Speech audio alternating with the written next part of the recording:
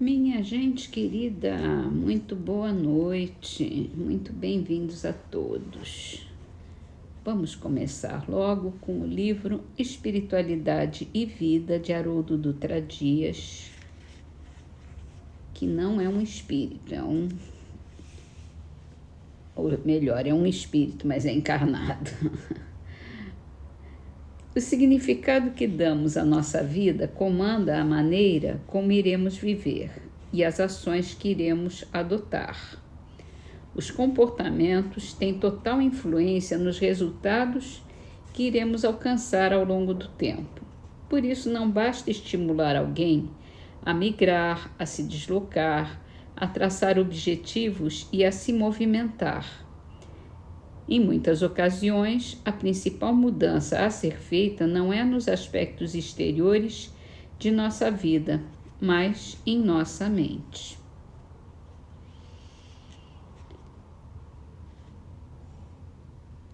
Pois é, a mudança começa sempre internamente.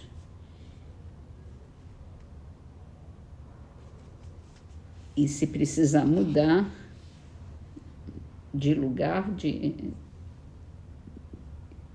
espaço, você já está preparado interiormente para essa mudança.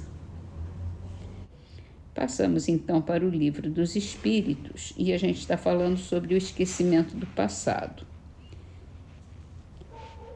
E a pergunta é assim: se as vicissitudes da vida corporal representam a expiação das faltas do passado, ao mesmo tempo representam também provas com vistas ao futuro, segue-se que da natureza de tais vicissitudes possa-se deduzir qual é o gênero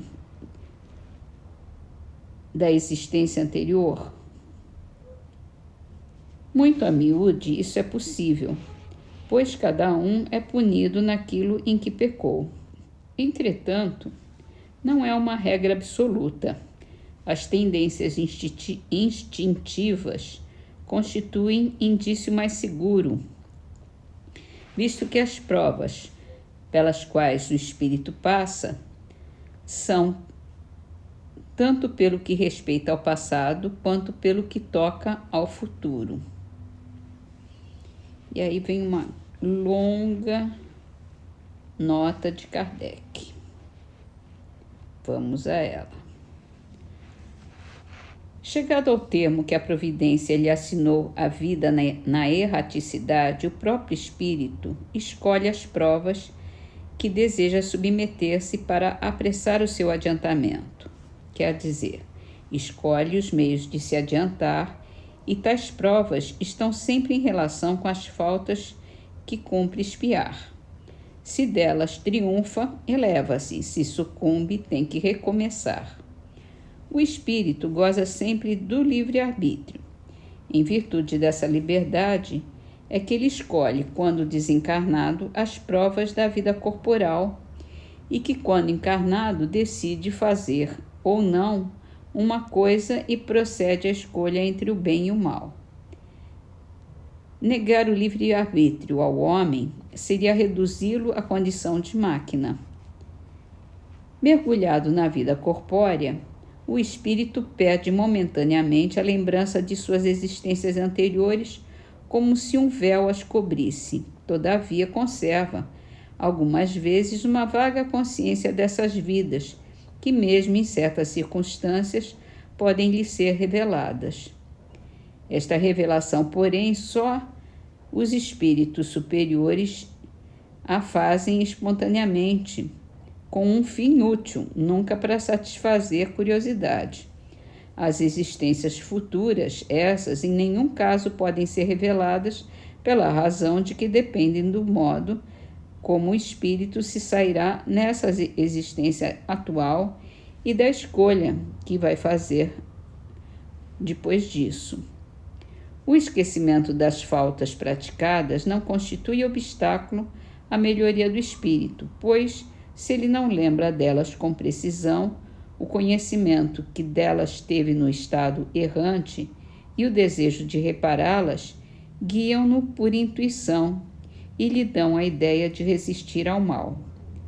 Essa ideia é a voz da consciência, secundada pelos espíritos que o assistem, se atende às boas inspirações que lhe dão. O homem não conhece os atos que praticou em suas existências pretéritas, mas pode sempre saber qual o gênero das faltas de que se tornou culpado e qual o cunho predominante do seu caráter. Basta que se estude a si mesmo. Pode então julgar do que foi não pelo que é, mas pelas suas tendências. As vicissitudes da vida corpórea constituem expiação das faltas do passado, simultaneamente provas com relação ao futuro.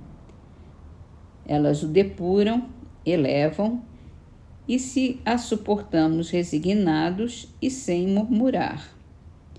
A natureza dessas vicissitudes e das provas que sofremos também podem nos esclarecer acerca do que fomos e do que fizemos, do mesmo modo que nesse mundo julgamos dos atos de um culpado pelo castigo que lhe inflige a lei.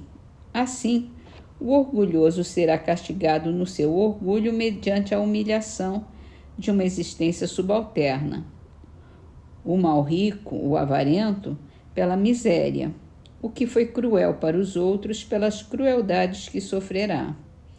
O tirano pela escravidão, o mau filho pela ingratidão de seus filhos, o preguiçoso por um trabalho forçado, etc. E assim termina esse capítulo e esse item.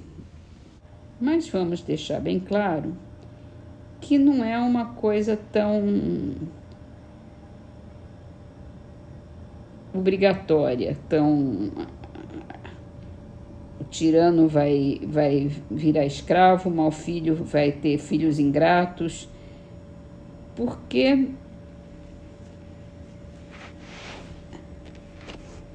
são provas que a gente tem que passar. A gente, é o que ele está dizendo aqui, a gente é capaz de identificar os nossos,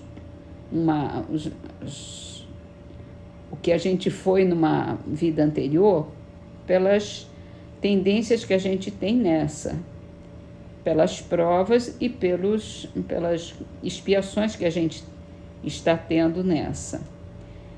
Quanto mais idade a gente tem, mais ideia a gente vai tendo, porque a gente já conhece um pouco mais de nós mesmos também. Mas não quer dizer que se a gente está passando por dificuldades financeiras, é porque a gente abusou do dinheiro. Pode ser, pode não ser, pode ser que a gente tenha sido perdulário, pode ser que a gente tenha sido pobre e não soube também, e foi um pobre revoltado, e aí a gente vai voltar pobre de novo, até a gente aprender a ser pobre, até a gente aprender a se tornar mais independente, mais forte emocionalmente e aceitar as vicissitudes da vida. Então, nada é olho por olho, dente por dente, como parece, como se dá a parecer, né? E assim, a gente tem que pensar também qual é o interesse da gente saber o que foi numa vida anterior. É tão necessário assim saber? Não. 99% do tempo é curiosidade pura. Não vai ajudar em nada a gente saber o que foi, o que deixou de ser. Então, em alguns casos muito especiais, O fato de você saber que teve uma existência X pode te dar a possibilidade de melhorar mais nessa vida. Então, mas o que a gente tem que ter em mente é que a gente está aqui para evoluir, está aqui para melhorar, está aqui para aprender a amar, a aprender a ser bom, e é isso que a gente tem que correr atrás. E assim vamos terminar, dada a extensão dessa resposta. A gente vai direto hoje para a trovinha de Chiquito de Moraes, no livro Orvalho de Luz, psicografado por Chico Xavier, com o nome de Rimas da Vida. Quem ama sem distinção de pessoa ou de lugar, traz sempre no coração alguma coisa que dar.